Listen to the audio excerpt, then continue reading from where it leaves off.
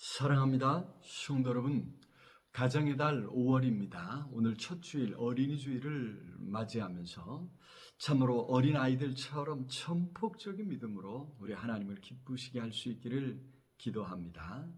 지난주에 이어서 도마 이야기를 한 번 더 살펴보면서 우리의 믿음을 세워갈 수 있기를 원합니다. 온전한 믿음을 갖기 위해서 우리는 도마처럼 확인하고 또 확인해 보아야 한다고 했지요. 더 나아가서 하나님께서 응답하실 때까지 기다려야 하고 믿음을 고백할 뿐 아니라 헌신하는 자리까지 나아가야 한다고 했습니다. 문제는 영적인 무관심이지 의심하고 그래서 확인하고 또 확인하려고 하는 것. 그 결과로 믿음에 이른 것은 정말 귀한 일이라고 하는 사실을 잊지 말아야 합니다. 자, 그런데 어떤 분이 제게 다시 물어주셨습니다. 확인하고 또 확인하라고 했는데 무엇을 확인하고 어떻게 확인해야 합니까? 물어주셨습니다. 사실 우리 중 누구도 예수님을 도마처럼 직접 보거나 또 만져본 적은 없지요. 그래서 확인하는 일은 너무나도 중요합니다. 먼저 우리는 무엇을 확인해야 하느냐면 예수님이 정말 살아나셨는가 확인해야 합니다. 이것은 예수님이 정말 우리를 구원해 주실 수 있느냐 하는 문제입니다. 과연 예수께서 죽은 자 가운데서 살아나셨다면 사망 권세를 깨뜨리시는 능력 있는 하나님의 아들이시라는 것이죠. 하나님의 아들이시라면 우리도 사망 가운데서 죄 가운데서 구원해 주실 수 있지 않겠습니까? 그래서 여기 도마는 자신이 직접 예수님을 만나서 그 손에 난 못자국을 만져보고 그 옆구리에 손을 넣어보며 확인해 보아야겠다 이야기하고 있습니다. 가장 분명한 사실 하나는 우리 모두가 언젠가는 죽으리라는 것입니다. 그런데 예수께서 그렇게 죽을 수밖에 없는 우리의 운명을 깨뜨리시고 건져주실 수 있는, 구원해 주실 수 있는 분이냐 하는 것입니다. 각종 이단의 괴수들이 자기가 그럴 수 있다고 합니다.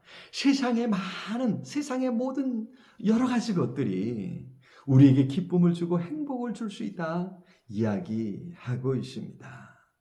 그리스도가 이처럼 말세에 많이 거짓 그리스도가 적그리스도가 나타날 것이라 성경이 경고하고 있죠.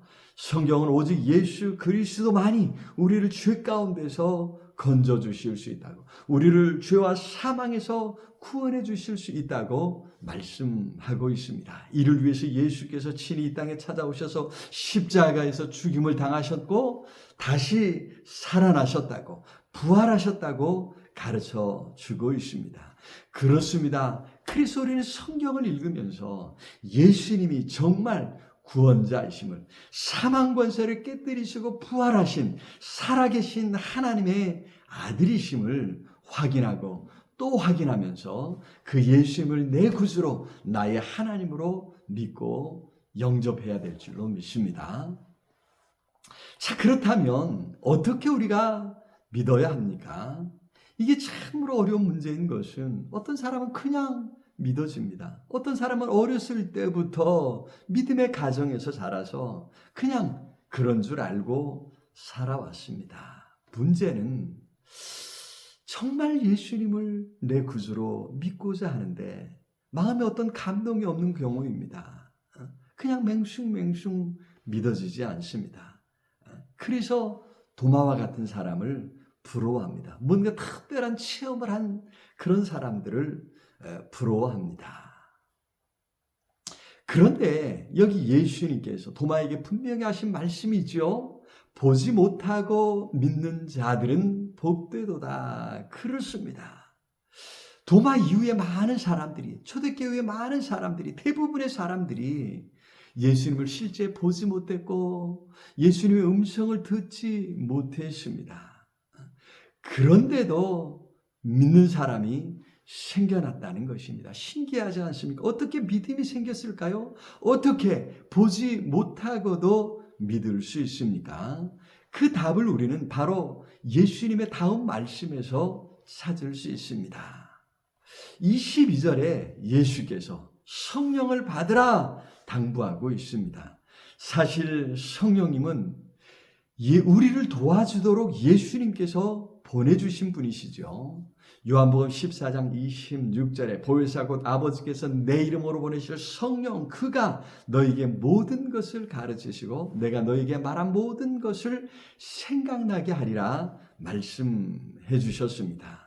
성령께서 보혜사로 우리 곁에 우리와 함께 하시면서 우리를 가르쳐 주신다는 것입니다. 들은 말씀을 생각나게 해주시고 깨닫게 해주신다는 것입니다. 그러니 성령님을 받으라 당부하신 것입니다. 그리고 이제 성령께서 우리 안에서 깨닫게 하실 때 우리는 아멘하고 내가 믿겠습니다, 내가 믿습니다 고백해야 한다고 하는 것입니다. 결국 믿음은 우리의 결단이 필요합니다. 그것이 인격적 존재라고 하는 의미 아니겠습니까? 요한복음 14장 10절과 11절에 예수님께서는 내가 아버지 안에 하고 아버지는 내 안에 계신 것을 내가 믿지 아니하느냐 탄식하시면서 내가 아버지 안에 거하고 아버지께서 내 안에 계심을 믿으라. 그렇지 못하겠거든 행하는 그 일로 말미암아 나를 믿으라 거듭해서 당부하시고 또 당부하셨습니다.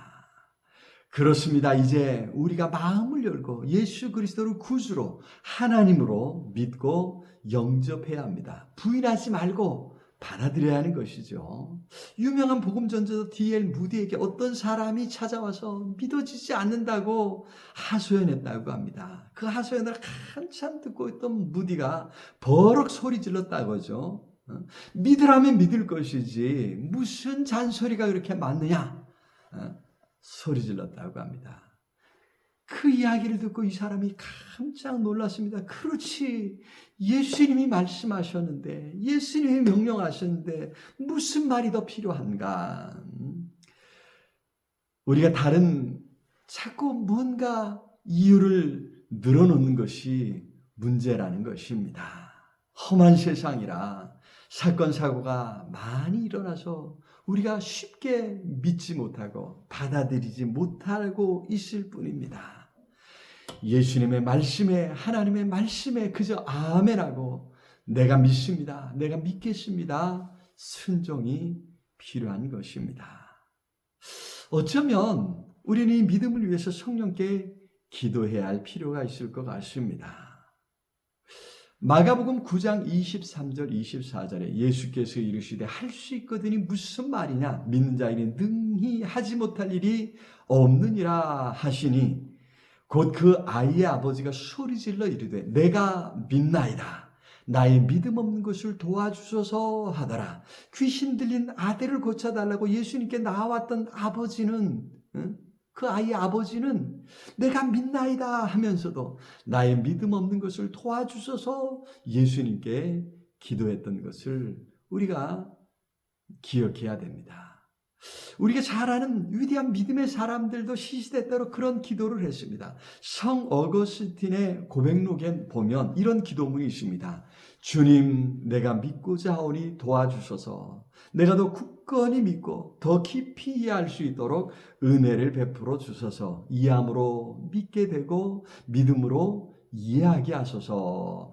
그렇습니다. 우리도 위대한 믿음의 사람들처럼 믿음이 없다고 불평하거나 믿음이 없다고 부러워하지 말고 성령님께 도움을 구하면서 기도해야 한다는 것입니다. 또 성 프란치스코는 믿음이 약한 다른 사람들을 위해 기도한 것을 볼 수 있습니다. 주님, 믿음 없는 곳에 믿음을 심게 하소서. 어둠 속의 빛을, 불신 속의 신뢰를 가져오게 하소서 기도했습니다. 그렇습니다. 우리가 다른 사람을 위해서도 기도해야 합니다. 그러면 성령께서 우리의 마음을 주장해 주신다고 하는 것입니다. 그리하여 믿음 없는 자가 아니라 믿는 자가 되시기를 바랍니다. 믿음에 굳게 서서 흔들리지 않는 바른 믿음, 굳건한 믿음의 사람들이 되시기를 기도합니다.